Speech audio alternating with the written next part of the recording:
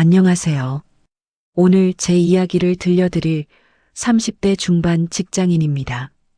여러분들은 혹시 가장 믿었던 사람에게 뒤통수를 맞아본 적 있으신가요? 저는 있습니다.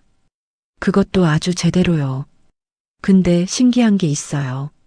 사람이 너무 큰 배신을 당하면 오히려 차분해지더라고요. 화가 나는 걸 넘어서 머릿속이 아주 맑아지는 그런 순간이 저도 그랬습니다. 너무나 큰 배신을 당하고 나니까 오히려 냉정해졌어요. 그래서 저는 소리 지르고 울고불고 하는 대신에 아주 조용하게, 하지만 확실하게 제 몫을 찾아왔습니다. 오늘은 그 이야기를 한번 시원하게 털어놓아 보려고 해요. 저는 어릴 때부터 참 평범하게 자랐습니다.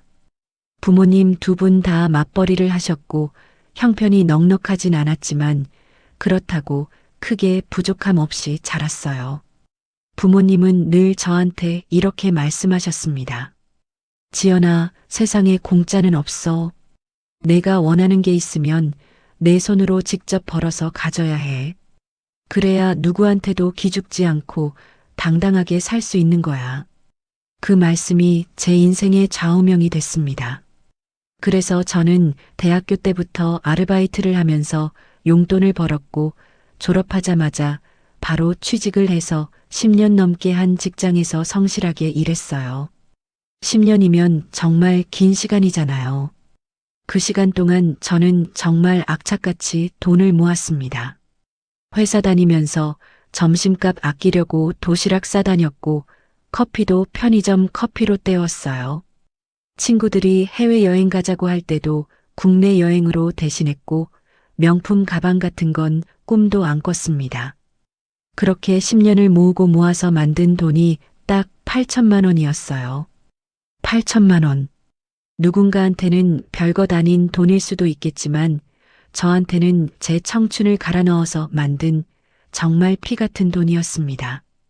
그 돈으로 저는 언젠가 내 집 마련을 하겠다는 꿈을 꾸고 있었어요. 그러다가 29살이 되던 해에 지금의 전 남편을 만나게 됐습니다. 남편 이름은 성준이었어요. 같은 회사 다른 부서에서 일하고 있었는데 회사 워크숍에서 처음 만났죠. 첫인상이 참 좋았어요. 웃는 얼굴이 선해 보였고 말투도 부드럽고 다정했거든요. 안녕하세요. 영업부 박성준입니다. 혹시 마케팅부 이지연 씨 맞으시죠? 저번에 보내주신 자료 정말 잘 봤습니다. 덕분에 프레젠테이션 잘 끝냈어요. 아, 네. 도움이 됐다니 다행이네요. 혹시 나중에 시간 되시면 커피 한 잔 사도 될까요? 감사 인사도 드릴 겸요. 그렇게 시작된 인연이 연애로 발전했고 2년 정도 사귀다가 31살에 결혼을 하게 됐습니다. 결혼 준비를 하면서 시댁을 처음 갔던 날이 아직도 기억나요. 시댁은 서울 외곽에 있는 30평대 아파트였는데 첫인상은 나쁘지 않았어요. 시어머니는 저를 보자마자 두 손을 꼭 잡으시면서 이렇게 말씀하셨거든요. 어머, 우리 성준이가 그렇게 예쁜 아가씨 데려온다더니 진짜네. 아이고, 예뻐라. 우리 며느리 될 사람이구나. 시아버지도 과묵하시긴 했지만 그래도 인자하게 웃어주셨고요. 그날 저녁을 같이 먹으면서 시댁 식구들 이야기도 들었습니다. 시누이가 한 명 있다고 했어요. 이름은 성미, 성준이보다 2살 아래였죠. 그날은 시누이가 약속이 있다고 해서 못 만났는데 나중에 따로 인사시켜주겠다고 하더라고요. 성미가 요즘 사업한다고 바빠서 그래. 나중에 꼭 인사시켜줄게. 사업을 한다고 했을 때 저는 그냥 능력 있는 사람인가 보다 생각했어요. 근데 나중에 알고 보니 그 사업이라는 게 참 웃긴 거였습니다. 시누이 성미를 처음 만난 건 결혼식 한 달 전쯤이었어요. 시어머니가 시누이랑 같이 점심 먹자고 해서 시댁 근처 식당에서 만났죠. 근데 식당에 들어서는 순간 저는 좀 당황했습니다. 시누이가 온몸을 명품으로 휘감고 나타났거든요. 가방은 샤넬이었고 옷도 어디 비싼 브랜드 같았어요. 손목에는 반짝거리는 시계까지 차고 있었고요. 언니, 안녕하세요. 저 성미예요. 오빠한테 많이 들었어요. 근데 인사하는 태도가 좀 건방져 보였달까요? 저를 위아래로 훑어보더니 살짝 코웃음을 치는 것 같기도 했어요. 그때는 제가 예민한 건가 싶어서 그냥 넘어갔습니다. 밥을 먹으면서 신우이가 자기 사업 이야기를 늘어놓기 시작했어요. 근데 들으면 들을수록 좀 이상했습니다. 저 지금 의류 쇼핑몰 준비하고 있어요. 요즘 온라인 쇼핑몰이 대세잖아요. 제가 패션 감각이 좀 있어서 이번엔 진짜 크게 될 것 같아요. 와, 대단하시네요. 혼자서 준비하시는 거예요? 네, 뭐 투자는 좀 받아야 하는데 그건 알아보고 있어요. 어쨌든 이번엔 진짜 대박 날 거예요. 시어머니는 딸 자랑을 하느라 신이 났고 저는 그냥 고개를 끄덕이면서 들었어요. 근데 결혼하고 나서야 알게 됐습니다. 신우이가 그동안 했다는 사업들이 죄다 망했다는 거요. 처음엔 네일샵을 차렸다가 6개월 만에 망했고 그 다음엔 액세서리 가게를 했다가 또 망했대요. 그 다음엔 뭐 건강식품 판매를 한다더니 그것도 흐지부지 됐고 제가 만났을 때 한다던 의류 쇼핑몰도 결국 시작도 못하고 접었더라고요. 문제는 그 사업들을 할 때마다 시부모님한테 손을 벌렸다는 거예요. 그것도 한두 푼이 아니고 몇 천만 원씩이요. 결혼하고 1년쯤 지났을 때 저도 그 실체를 똑똑히 보게 됐습니다. 그날 시어머니한테서 전화가 왔어요. 목소리가 좀 조심스럽더라고요. 지연아, 저녁에 시간 있니? 성준이랑 같이 집에 좀 와. 네, 어머님. 무슨 일 있으세요? 아니, 그냥 얼굴 좀 보게. 그래서 저녁에 시댁에 갔는데 분위기가 심상치 않았어요. 신우이가 눈이 퉁퉁 부어서 앉아 있고 시어머니는 한숨만 쉬고 계셨거든요. 알고 보니 신우이가 또 사업을 한다고 돈을 빌렸다가 크게 잃은 거였어요. 그것도 사채까지 끌어다 썼다가 이자가 눈덩이처럼 불어서 지금 당장 3천만 원을 갚지 않으면 큰일 난다는 거였죠. 시어머니가 저희 부부를 쳐다보면서 말씀하셨어요.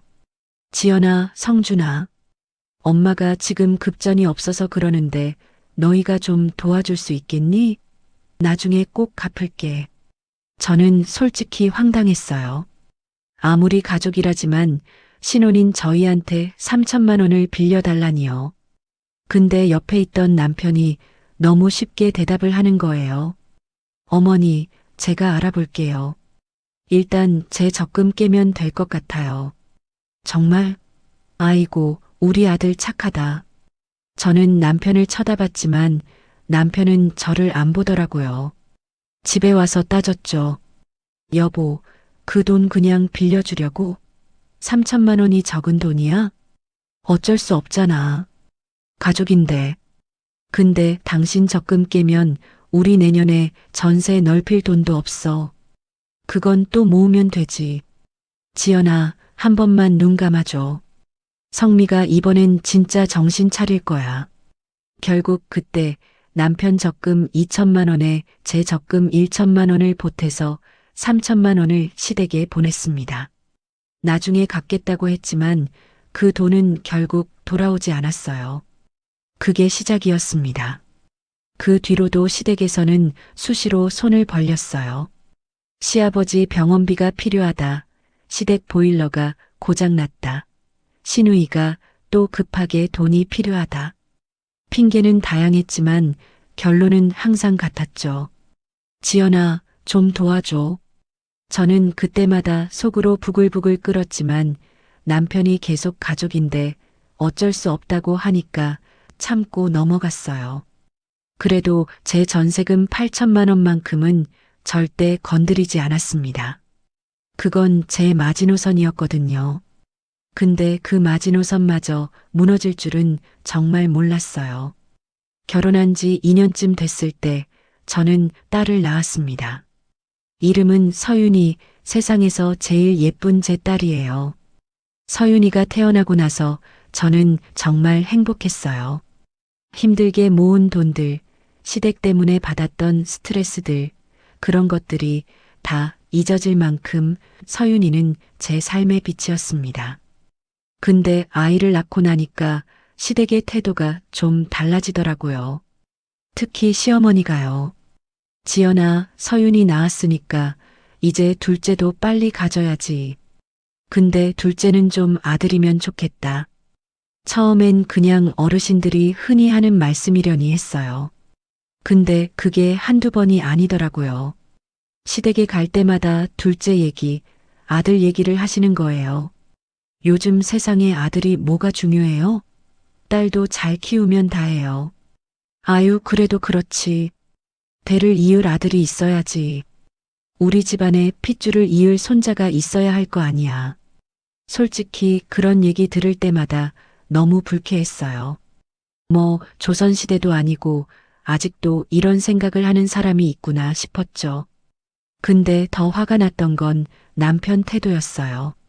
남편은 그런 얘기 들을 때 한마디도 안 하고 가만히 있더라고요.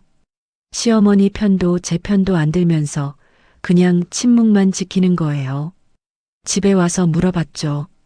여보, 아까 어머니가 아들 얘기할 때 당신은 왜 아무 말도 안 해? 뭐라고 해? 어머니한테 대들라고? 대드는 게 아니라 내 편을 좀 들어달라고. 딸 낳은 게 무슨 죄야?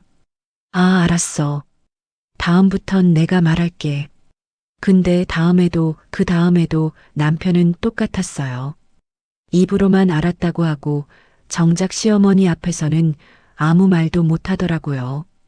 그러면서 저한테는 또 잔소리를 하는 거예요. 지연아, 너 왜 요즘 시댁에 안 가? 어머니가 서운해 하셔. 나도 일하고 애 봐야 하는데 언제 시댁까지 가? 당신이 가끔 서윤이 데리고 가면 되잖아. 남자 혼자 애 데리고 가면 어떡해? 당신이 같이 가야지. 그럼 당신이 애 좀 봐줘. 나도 좀 쉬게. 나도 회사에서 피곤하다고. 당신은 육아휴직 중이잖아. 육아휴직이 휴가인 줄 알았나 봐요. 24시간 아이 보면서 집안일까지 하는 게 얼마나 힘든지 전혀 모르는 것 같더라고요. 그때부터 저는 남편이 조금씩 달라 보이기 시작했습니다. 연애할 때 그렇게 다정하고 배려심 깊던 사람이 결혼하고 아이 낳으니까 완전히 딴 사람이 된 것 같았어요. 집에 와서 할 일이라고는 소파에 누워서 TV 보는 것뿐이고 아이 목욕 한번 제대로 안 시키면서 밖에서는 애 아빠 노릇한다고 자랑하고 다녔거든요. 한 번은 제가 너무 지쳐서 남편한테 부탁했어요. 여보, 나 오늘 너무 피곤해. 서윤이 분유 한 번만 줄 수 있어? 잠깐만. 이거 끝나고. 근데 그 잠깐이 30분이 넘도록 안 끝나는 거예요. 결국 제가 일어나서 분유를 탔죠. 야, 끝났어. 분유 내가 줄까? 됐어. 내가 벌써 줬어. 뭐야, 왜 화내? 화가 안 나면 이상한 거죠. 근데 그때 남편이 한 말이 저를 완전히 얼어붙게 했어요. 아, 당신 왜 이래? 힘들면 힘들다고 말을 하든가. 맨날 혼자 끙끙대다가 짜증내면 나는 뭐가 돼? 제가 방금 힘들다고 말했거든요. 근데 그걸 못 들은 척하고 나중에 저한테 화를 내는 거예요. 그때 깨달았습니다. 이 사람은 처음부터 제 말을 듣지 않고 있었구나. 그래도 저는 참았어요. 서윤이 때문이라도 가정을 지켜야 한다고 생각했거든요. 아이한테 부모 싸우는 모습 보여주기 싫었고 이혼녀라는 시선도 솔직히 신경 쓰였고요. 근데 지금 생각하면 그때 좀 더 빨리 결단을 내렸어야 했어요. 그랬으면 제 전세금을 지킬 수 있었을지도 모르니까요. 서윤이가 4살이 되던 해였어요.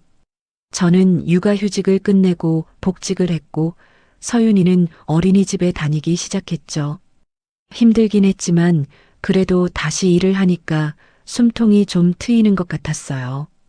그러던 어느 날 시어머니한테서 전화가 왔습니다. 지연아, 이번 주말에 시간 있니? 성미가 할 얘기가 있다는데. 무슨 얘기요? 그건 만나서 하래. 아무튼 토요일에 집으로 와. 뭔가 불길한 예감이 들었어요. 신우이가 할 얘기라니 또 돈 얘기가 아닐까 싶었거든요. 토요일에 시댁에 갔더니 신우이가 벌써 와 있더라고요. 근데 표정이 평소와 달랐어요. 뭔가 자신감에 차 있는 얼굴이랄까요? 언니 오셨어요? 앉아요.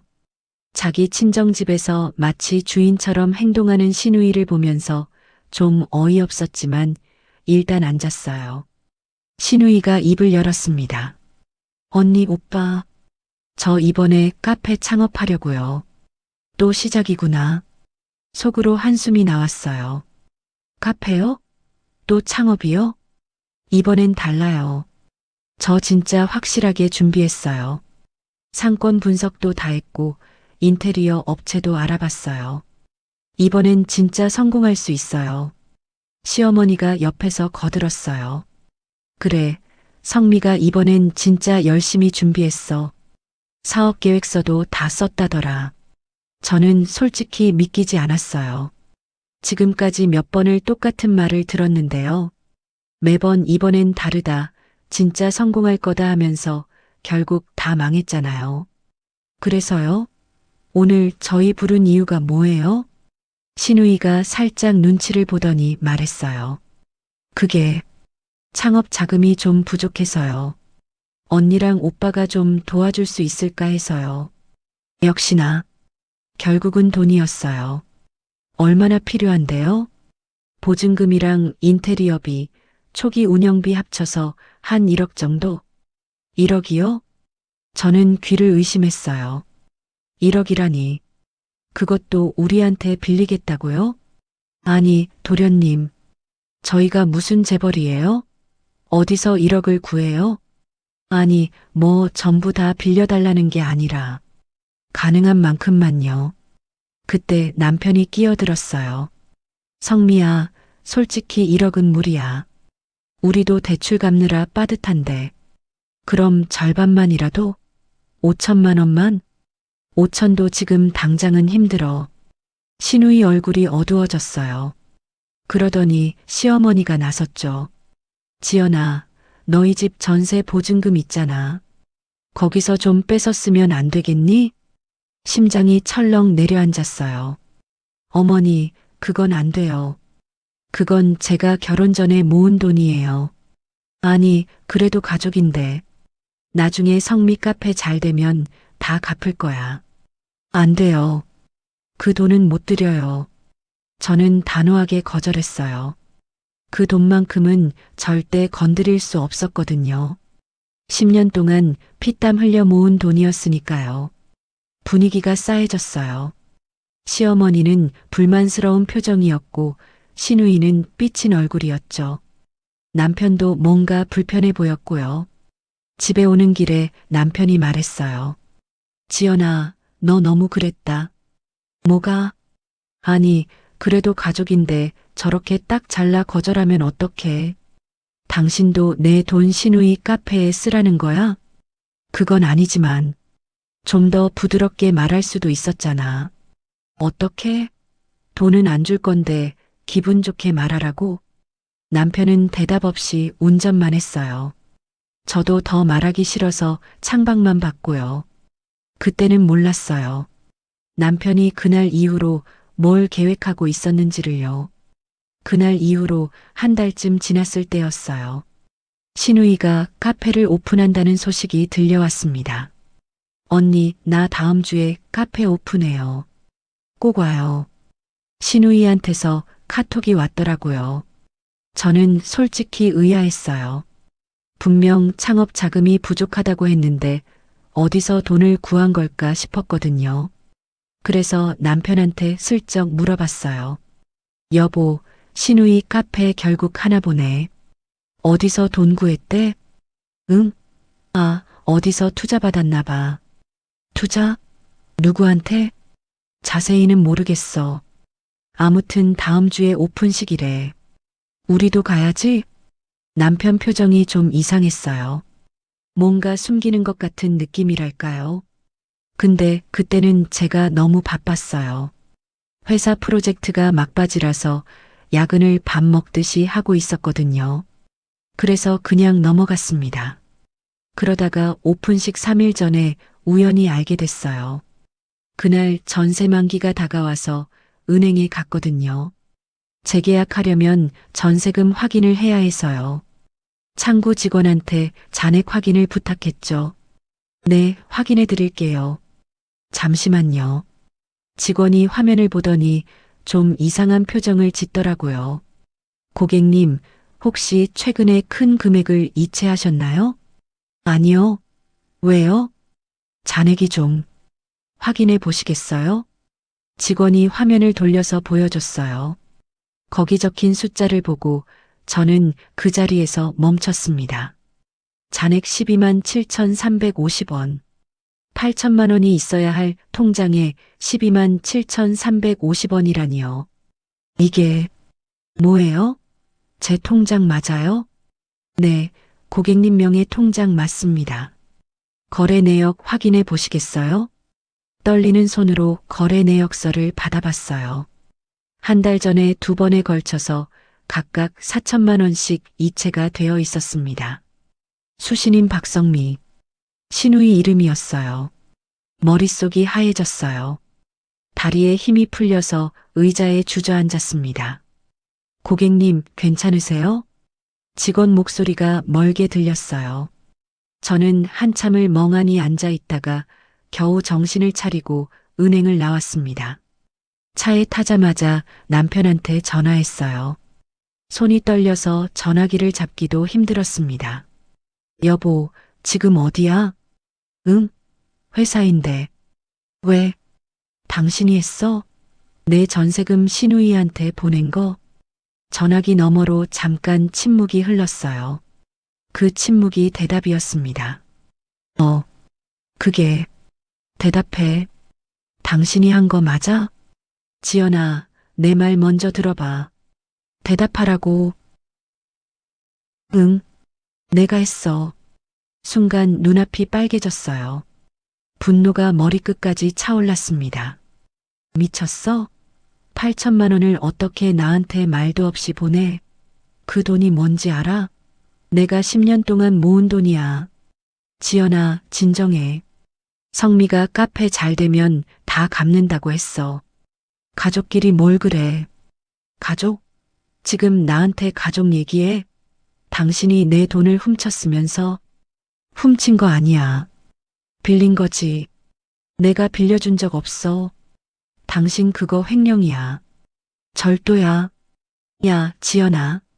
부부 사이에 무슨 절도야. 좀 진정하고 얘기해. 남편의 뻔뻔한 태도에 더 이상 말이 안 나왔어요. 전화를 끊고 한참을 울었습니다. 얼마나 울었는지 모르겠어요. 정신을 차리고 보니 해가 지고 있더라고요. 그때 문득 아빠가 생전에 하셨던 말씀이 떠올랐어요. 지연아, 세상에는 말이 안 통하는 사람들이 있어. 그런 사람들한테는 아무리 얘기해봤자 소용없어. 행동으로 보여줘야 알아듣는다. 맞아요. 말로 해서 안 되는 사람들이 있어요. 남편이 딱 그런 사람이었죠. 울고만 있을 때가 아니었어요. 저는 눈물을 닦고 차분하게 생각을 정리하기 시작했습니다. 첫 번째, 돈을 돌려받을 수 있을까? 솔직히 가능성이 낮았어요. 신우이가 그 돈으로 이미 카페 보증금이랑 인테리어를 다 했을 테니까요. 시댁 형편으로는 8천만 원을 갚을 능력이 안 될 거였고요. 두 번째, 이혼을 해야 하나? 이건 확실했어요. 이런 사람이랑은 더 이상 못 살겠더라고요. 내 돈을 내 허락 없이 빼가면서 미안한 기색도 없는 사람이랑요. 세 번째, 어떻게 해야 내가 손해를 안 볼까? 이게 제일 중요했어요. 그냥 이혼하면 저만 손해였거든요. 8천만 원 날리고 이혼녀가 되고 뭔가 방법이 있어야 했어요. 그때 머릿속에 아이디어가 하나 떠올랐습니다. 신우이 카페 오픈식이 3일 후였어요. 그날을 노려야겠다고 생각했죠. 다음 날 저는 연차를 내고 움직이기 시작했습니다. 먼저 변호사 사무실에 갔어요. 상황을 설명하고 상담을 받았죠. 변호사님, 이런 경우 돈을 돌려받을 수 있을까요? 쉽지 않습니다. 부부 공동 재산으로 볼 여지도 있고 상대방이 갚을 능력이 없으면 받아내기 어렵거든요. 그럼 방법이 없는 건가요? 한 가지 방법이 있긴 합니다. 그 돈으로 뭘 샀는지 아시죠? 네, 신우이 카페 보증금이요. 그 보증금을 압류하는 방법이 있어요. 다만 시간이 좀 걸리고 복잡합니다. 저는 다른 방법을 생각했어요. 변호사님, 만약 제가 그 보증금이 제 돈이라는 걸 임대인한테 직접 증명하면 어떻게 되나요? 직접요? 법적으로는 임대차 계약서에 적힌 사람이 권리자니까 어렵지만 임대인이 협조해 준다면 가능할 수도 있겠네요. 힌트를 얻었어요. 저는 변호사한테 이혼 소송 준비를 부탁하고 나왔습니다. 그 다음엔 신우이 카페 위치를 알아냈어요. 시어머니가 예전에 자랑하면서 주소를 말한 적이 있었거든요. 찾아가 보니 꽤 좋은 상권에 있는 건물 1층이더라고요. 건물 입구에서 관리인을 만나 임대인 연락처를 알아냈어요. 그리고 임대인한테 전화를 걸었습니다. 여보세요, 안녕하세요. 1층 카페 임차인 박성미 씨 친척인데요. 혹시 잠깐 뵐 수 있을까요? 무슨 일이시죠? 중요한 얘기가 있어서요. 직접 뵙고 말씀드리고 싶습니다. 임대인은 다행히 만나주기로 했어요. 다음 날 약속 장소에서 만났죠. 임대인은 50대 중반의 여성분이셨어요.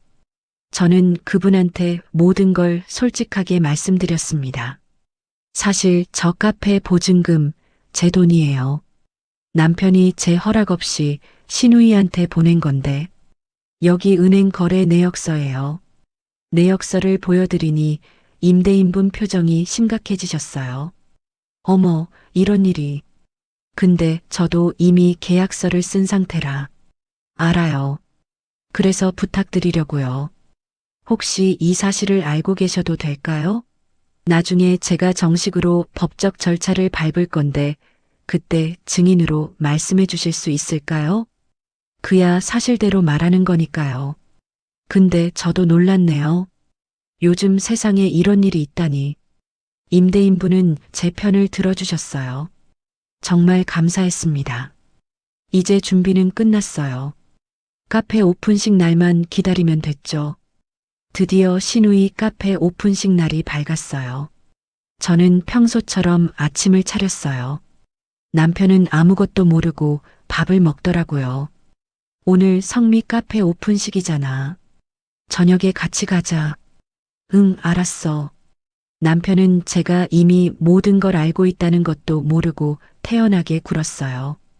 진짜 뻔뻔하더라고요. 저녁 6시에 카페에 도착했어요. 시댁 식구들이 다 모여 있었습니다. 시부모님, 시누이, 그리고 시누이 남자친구까지요. 어머, 지연아 왔어? 어서 와. 시어머니가 반갑게 맞아주셨어요. 저는 웃으면서 인사했죠. 어머님, 축하드려요. 카페 예쁘게 잘 됐네요. 카페는 정말 예쁘게 꾸며져 있었어요. 인테리어에 돈을 꽤 쓴 것 같더라고요. 제 돈으로요. 신우이가 다가와서 말했어요. 언니 와줘서 고마워요.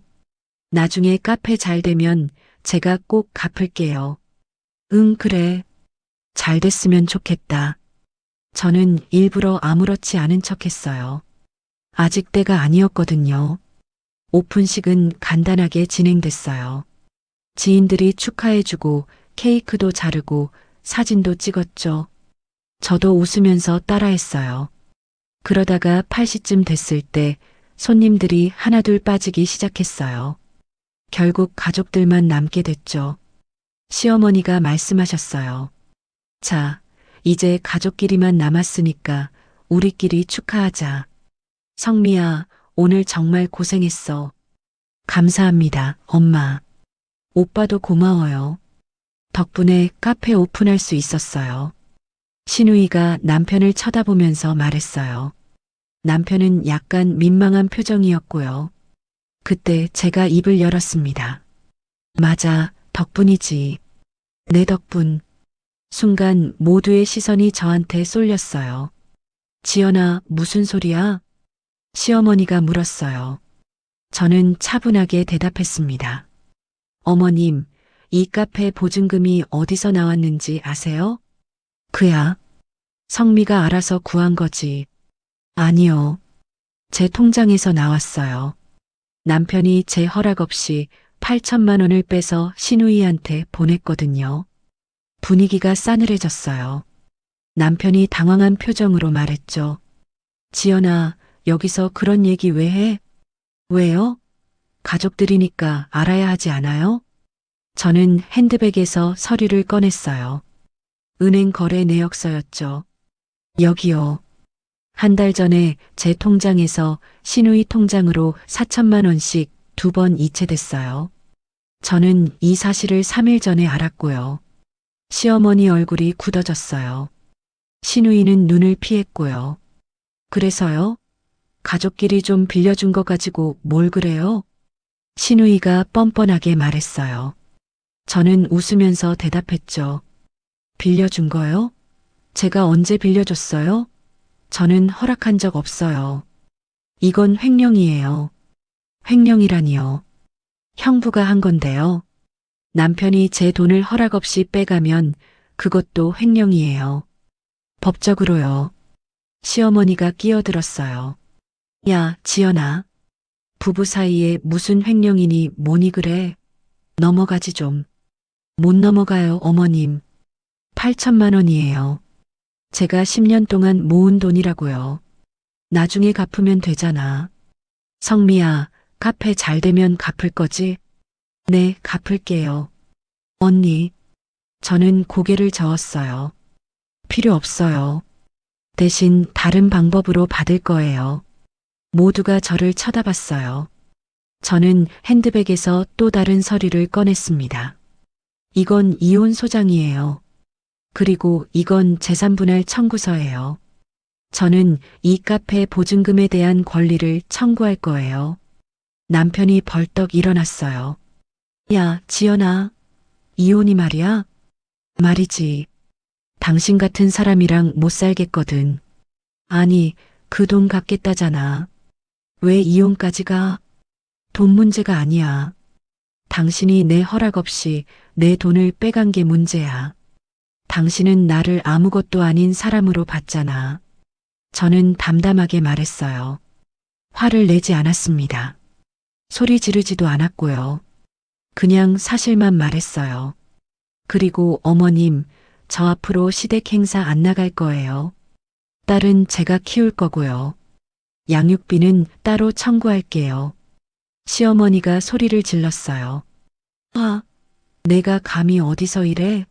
넌 우리 집 며느리야. 아니요, 곧 아니게 돼요. 이혼하면요. 저는 서류를 테이블에 내려놓았어요. 당신은 서류 검토하고 연락 주세요. 저는 먼저 갈게요. 그리고 저는 카페를 나왔습니다. 뒤에서 고함 소리가 들렸지만 뒤돌아보지 않았어요. 그 뒤로 몇 달간 정신없이 보냈어요. 남편은 처음에 이혼에 동의하지 않았어요. 매일같이 전화하고 찾아오고 난리도 아니었죠. 지연아, 내가 잘못했어. 한 번만 용서해줘. 여보, 제발. 서윤이 생각해서라도 다시 생각해봐. 나 없으면 당신 어떻게 살려고 그래? 마지막 말이 참 웃기더라고요. 나 없으면 어떻게 사냐고요. 당신 없이 10년 동안 혼자 8천만 원 모아서 잘 살았는데요. 저는 흔들리지 않았어요. 법원에 이혼 소송을 냈고 재산 분할도 청구했습니다. 다행히 증거가 확실했어요. 은행 거래 내역, 변호사 상담 기록, 임대인 증언까지. 법원에서는 제 손을 들어줬습니다. 판결 결과 남편은 저에게 8천만 원을 배상해야 했어요. 물론 남편한테 그 돈이 없으니까 신우이 카페 보증금에서 일부를 가압류할 수 있게 됐죠. 신우이는 난리가 났어요. 오픈한 지 3개월도 안 된 카페를 접어야 할 판이었거든요. 결국 시부모님이 집을 팔아서 제 돈을 갚았습니다. 그렇게 저는 8천만 원 중 7천만 원을 돌려받았어요.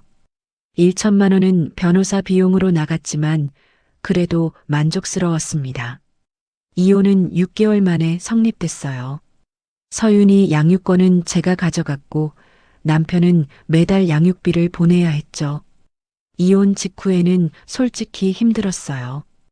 혼자 아이 키우면서 일하는 게 쉽지 않았거든요. 매일 어린이집 데려다 주고 회사 가고 퇴근해서 데려오고 밥 해먹이고 재우고 정신없이 하루가 갔어요. 근데 이상하게 행복했어요. 남편이랑 살 때보다 훨씬 마음이 편했거든요. 눈치 볼 사람도 없고 시댁 행사 갈 일도 없고 제 돈을 제 마음대로 쓸 수 있다는 게 얼마나 좋은지 몰라요. 그렇게 1년이 지났을 때 저는 큰 결심을 했습니다. 예전부터 꿈이 있었어요. 작은 베이커리를 차리는 거였죠. 빵 만드는 걸 좋아해서 제과제빵 자격증도 따뒀었거든요. 돌려받은 7천만 원 중 5천만 원으로 작은 가게를 얻었어요. 정말 작은 가게였어요. 테이블 4개밖에 안 들어가는 크기였죠. 인테리어도 직접 했어요. 유튜브 보면서 페인트 칠하고 선반 달고 조명 설치하고 서윤이도 옆에서 거들어줬어요. 4살짜리가 뭘 하겠어요.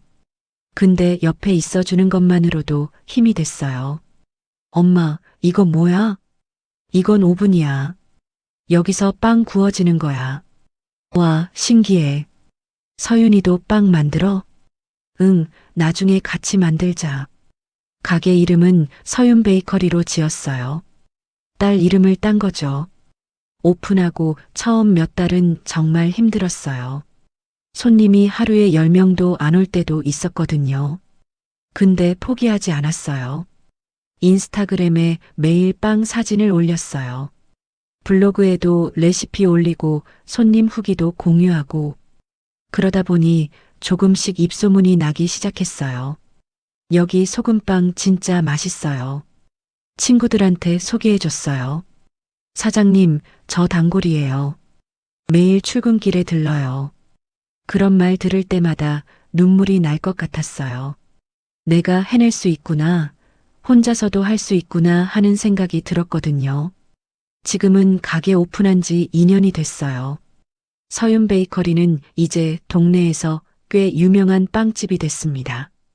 줄 서서 사가는 날도 있어요. 특히 주말에는 오픈 전부터 손님들이 기다리고 있을 때도 있고요. 작년에는 옆 가게가 비어서 확장도 했어요.